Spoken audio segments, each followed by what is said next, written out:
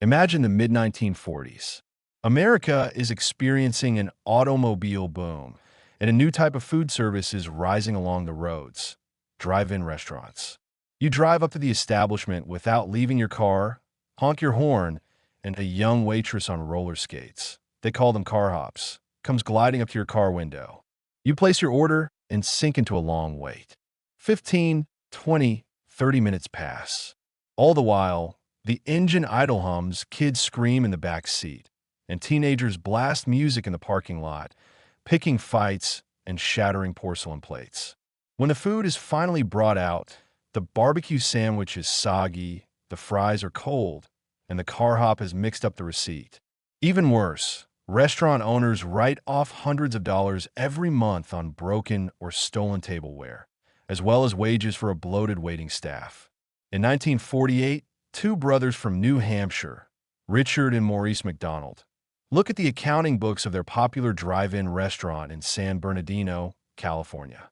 Formally, everything is great, revenue is booming, and the parking lot for 125 cars is packed. But the brothers analyze the numbers and see a shocking truth. 80% of their revenue comes not from fancy meat dishes, but from simple hamburgers. At the same time, expenses for staff, dishwashing, and cleanup eat up the lion's share of their margins. And so the brothers make a move that their friends and competitors call madness. They close their highly profitable establishment right at the peak of its popularity, hanging a modest sign on the door reading, "Closed for remodeling." Part 1. Tear down to the foundation and rebuild. The birth of Speedee. While competitors think the brothers have lost their minds, Dick and Mac perform a total overhaul of their business model. They eliminate everything that slows down the process or creates unnecessary costs. 1. The menu is slashed from 25 items down to 9. They keep only what sells best: hamburger, cheeseburger, 3 types of soda, coffee, potato chips, pies, and milkshakes.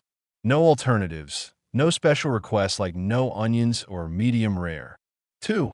Complete elimination of real tableware. Instead of porcelain plates, forks, and glass cups, paper wrapping, cardboard cups, and paper bags. Orders are handed out pre-wrapped. You eat it, you throw it away. 3. Elimination of car hops. The customer no longer waits in the car. They must get out, walk to the counter, place the order, and pay for it themselves. However, the main problem remains cooking speed. In a traditional restaurant, a cook receives a ticket, takes raw meat, places it on the grill, and waits. The brothers want to deliver orders not in 20 minutes, but in 30 seconds. To achieve this, they head to a local tennis court and use chalk to draw a full-scale, one-to-one floor plan of their future kitchen on the asphalt. The brothers gather their team of cooks and force them to move along the chalk lines, simulating the process of frying patties, slicing buns, and assembling burgers. The scene looks surreal. Grown men running around a tennis court, waving their arms in the air, yelling "sizzle." Whenever cooks bump into each other, Dick erases the chalk lines and redraws the station. They rearrange stoves, deep fryers, and assembly tables dozens of times until they find the ideal body movement trajectory where no one takes a single unnecessary step. This is the famous Speedee Service System, the adaptation of the Ford assembly line for culinary production. First station, grill. The cook lays out exactly 40 identical patties on a huge, scorching griddle. Second station, dressing. Custom metal dispensers, designed by the brothers. Fire an exact dose of ketchup and mustard onto the bun with a single press. No spoons, no spreading. Third station, assembly and packaging. The burger is wrapped in paper at machine speed and sent under a heat lamp. When the revamped McDonald's opened at the end of 1948, the first 3 weeks were a disaster. Drivers pulled up to the parking lot, honked their horns, but no one came out to serve them. They walked up to the window, demanded their usual barbecue, were refused, and drove away in anger. Then the math kicked in. A regular burger in California cost 30 cents. The McDonald Brothers, through massive volume and zero waitress overhead, slashed the price to 15 cents. Furthermore, A worker arriving during a lunch break received a hot meal 30 seconds after handing a coin through the window. Word spread across California. Huge lines formed at the San Bernardino location. The brothers' revenue exceeded $100,000 in net profit per year, equivalent to more than $1.2 million in today's money. Part 2. Local dead end and the arrival of a traveling salesman.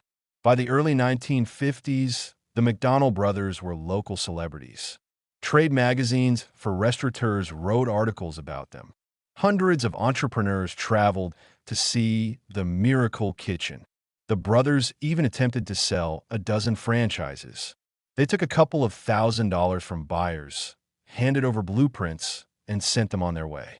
That was when they discovered that the system did not scale on its own. In one franchise, the buyer added pork chops and Mexican tacos to the menu. In another, they altered the sauce and began cutting corners on meat quality. In a third, architects changed the building's shape, destroying the recognizable look. The brothers were horrified. They were perfectionists. Shedding blood to control stranger-operated locations in other states was not something they wanted to do. They had enough money for a big house with a pool, a gigantic Cadillac, and a peaceful life. They shut down their franchising program and decided to remain a single, successful local restaurant. Enter Ray Kroc in 1954. Raymond Albert Kroc is turning 52 years old. By the standards of the American dream, he is a classic loser. He suffers from developing diabetes, progressing arthritis, has a vinyl prosthesis replacing part of his esophagus, and his hearing is gradually fading. Behind Kroc lie 30 years of hard labor. He played piano in jazz bands, sold real estate in Florida during the boom and bust, and spent 17 years selling paper cups. In 1954, Kroc is the exclusive distributor of Prince Castle multi-mixers, cumbersome electrical machines capable of mixing 5 milkshakes simultaneously. Kroc's business is collapsing. People are moving en masse from inner cities to the suburbs, old diners are closing, and new ones refuse to buy his expensive machines. Suddenly, an order comes in from quiet San Bernardino. A tiny drive-in wants to purchase 8 multi-mixers at once. Kroc thinks there is a mistake in the order. Why would a single location need the capacity to mix 40 milkshakes simultaneously? That is 2,000 milkshakes an hour. Deciding that someone is trying to trick him or that a lunatic is running the place, Kroc drops everything, boards a train, and 3 days later arrives in California. Part 3. Clash of Two Worlds. The dreamer versus the dealmaker. When Kroc first sees the brothers' restaurant, it is noon. Dozens of cars clog the parking lot. A line of nearly 100 people stretches from the walk-up windows. Construction workers in hard hats, housewives with children, clerks in suits. Kroc steps into the back of the line, prepared to wait half an hour. Within 2 minutes, he is holding a paper bag with a 15-cent burger and a bag of crispy fries. He sits on a bench, takes a bite, and is stunned. The food is hot, delicious, and fresh. Most importantly, he measures the timing. The whole process took less than 60 seconds. Kroc invites the brothers to dinner. Dick and Mac proudly show in their kitchen, take him to the court where they drew the blueprints, and display their custom equipment. That evening, 2 entirely different mindsets collide in the room.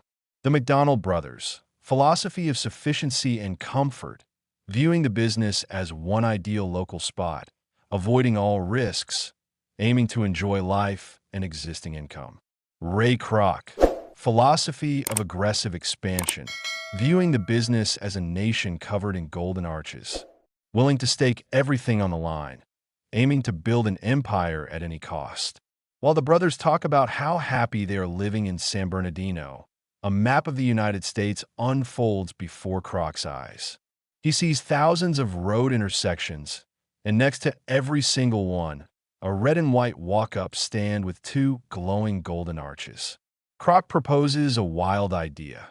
Let him become their exclusive franchising agent and build a national network. The brothers hesitate. They do not want to travel the country. They do not want to supervise external restaurants, and they are terrified of losing quality. But Kroc offers to take all the work and risks upon himself. The brothers agree, but sign a contract that becomes a trap for Kroc. They grant him the right to sell franchises nationwide, but reserve strict control. Kroc cannot change a single detail in construction, menu, technology, or design without the written consent of the brothers, sent by mail. Part 4. The Mania of Standardization and the Financial Trap. In 1955, Ray Kroc founded McDonald System, Incorporated, and opened his first chain location in Des Plaines, Illinois. The building was perfected. White tiles, red stripes, and giant yellow arches on the sides glowing with neon. Kroc understood. For the chain to work, a burger in Illinois had to taste 100% identical to a burger in California or Florida. If a customer noticed a difference, the idea would collapse. Kroc transforms into a fanatical supervisor. French fries. Kroc discovers that the fries in Des Plaines turn out soft and greasy, unlike the crispy California version. He hires scientists and creates the potato lab. It turns out the McDonald brothers cured their potatoes outdoors in the dry desert air of California, where starch converted into sugar. Kroc develops a specialized curing and aging process for potatoes in basements. Exact science in the kitchen. The weight of a patty before cooking must be precisely 1.6 ounces, 45.3 grams, with a diameter of 3.875 inches. The fat content in the meat must be exactly 19%. Buns must contain a specific percentage of sugar to caramelize on the grill in precisely 17 seconds at a temperature of 218 degrees Celsius. Cleanliness as a religion. Kroc personally washed windows, scrubbed trash cans, and cleaned the parking lot with a toothbrush before opening. He forced franchisees to maintain sterile conditions, repeating, "If you have time to lean, you have time to clean." Kroc's franchise took off. People lined up. Investors snapped up licenses. By 1960, Kroc had opened more than 200 restaurants across America. Yet Ray Kroc himself was on the brink of poverty. The reason lay in the contract's financial trap. Franchisees pay a royalty of 1.9% of their gross sales. Under the contract, 0.5% is immediately transferred by Kroc to the McDonald Brothers in California. Kroc is left with just 1.4%. Let us look at Kroc's financial reality in 1958. The chain's overall turnover is growing, but 1.4% amounts to peanuts. Out of these funds, Kroc has to pay office rent, attorney salaries, inspector travel across the country, marketing, and legal costs. The McDonald brothers, sitting by their pool in San Bernardino, collect a clean check for hundreds of thousands of dollars without spending a single cent on expansion. Kroc takes out bank loans at exorbitant interest rates, remortgages his home, and pledges his life insurance. He has no money to pay salaries to his secretary, June Martino, or his first financial manager, Harry Sonneborn. He works 20 hours a day, creating the largest restaurant chain in America, but his personal debt exceeds $500,000. The McDonald brothers flatly refuse to renegotiate the contract. To all of Kroc's pleas to loosen the grip or grant him the right to modify the financial model, Dick and Mac give a cold response.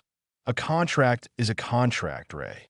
Kroc realizes he has built the ultimate engine of scalability, but the fuel is being siphoned by men who have not lifted a finger for its expansion. Unless he changes the rules of the game, his empire will collapse under the weight of debt without earning him a single cent. Comparative analysis of business models.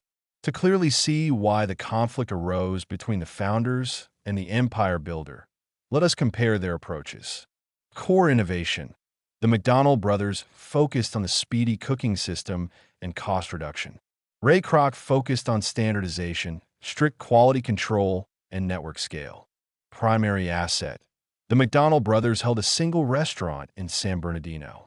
Ray Kroc held a network of hundreds of standardized franchises. Monetization. The McDonald brothers relied on burger sales to end customers plus a fixed royalty percentage with zero risk. Ray Kroc sold a business system to franchisees, later transitioning to real estate. Approach to control. The McDonald brothers used local, hands-on perfectionist management. Ray Kroc built institutions, including field inspections and Hamburger University. Key takeaways for investors and entrepreneurs. 1. A product alone is not a business. The McDonald brothers created a brilliant product and the best operating system on the market. But a product innovation without a financial and legal scaling structure is destined to remain just a good local project. 2. The danger of risk imbalance in partnerships. A financial model where one party bears 100% of operational and financial risks, while the second party collects a fixed percentage of turnover, inevitably leads to partnership breakdown and severe conflict. 3. Standardization is the foundation of scale. Kroc proved that you can only scale what can be 100% measured and documented. The success of a franchise did not depend on local culinary talent, but on strict adherence to instructions regarding temperature, weight, and timing. 4. Entrepreneurial resilience. At 52 years old, burdened with numerous health conditions and incurring losses during the initial phase, Kroc never stopped believing in the scale of the idea. It was not the original concept that won, but the mania of execution and the willingness to go all the way.